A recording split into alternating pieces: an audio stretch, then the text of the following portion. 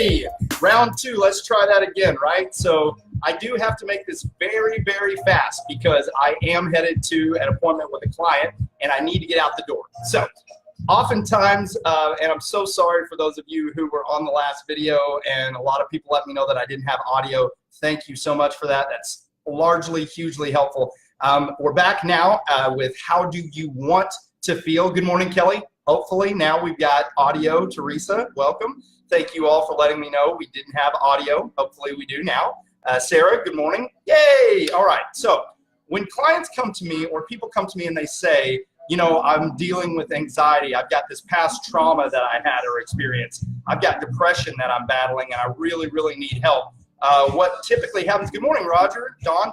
What typically happens is the first thing I want them to do is clearly articulate to me the feeling that they no longer want to have.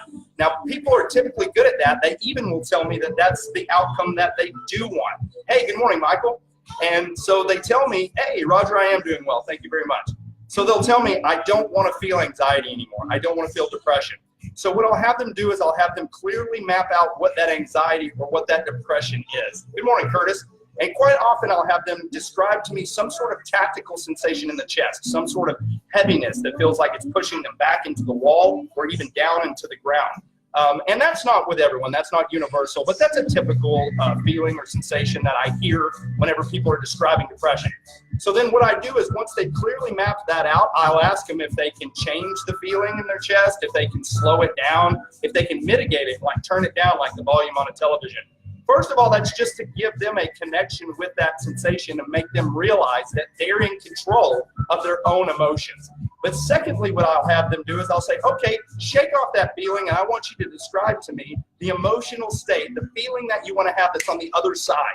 What does that look like? What does that feel like and what does that sound like? And as they start to scramble and look for the opposite feeling of the depression, the opposite feeling of the past trauma, they start to activate the limbic system. Their mirror neurons begin to look for, how would I look? How would I feel? How would it sound if I were on the other side of that right now? If I were connected to the inner champion, my hero, the best version of myself. And as they begin to look for that, as they begin to look for that outcome, you can visibly see their physiology shift. You can see their shoulders come back. You can see their breathing stabilize, and you can see that this sensation, this mental state actually breaks. They're out of that depression and on the other side because they're looking for how they want to feel. And once they connect with how they want to feel, how it will look whenever they do, I then ask them to start to play out the scenarios in their life.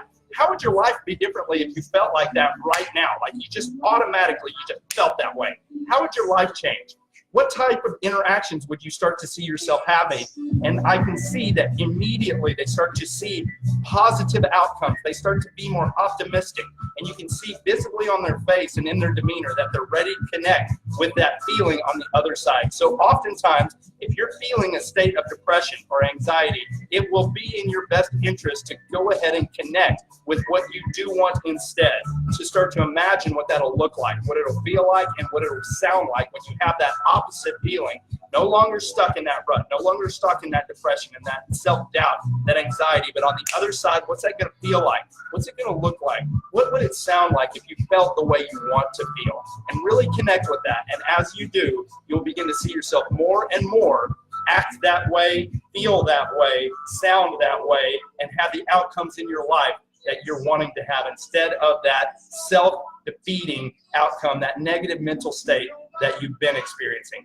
Guys, use this mind shift strategy to help you connect with how you want to feel instead of the way you are feeling, and watch yourself soar to new levels, greater outcomes, better experiences, and I can't wait to watch you be your own hero. Thank you guys so much for being here today. If I can help you out at all, reach out to me. People just like you are hiring me today to help them connect with their inner champion and to be the best version of themselves. And I look forward to helping you too.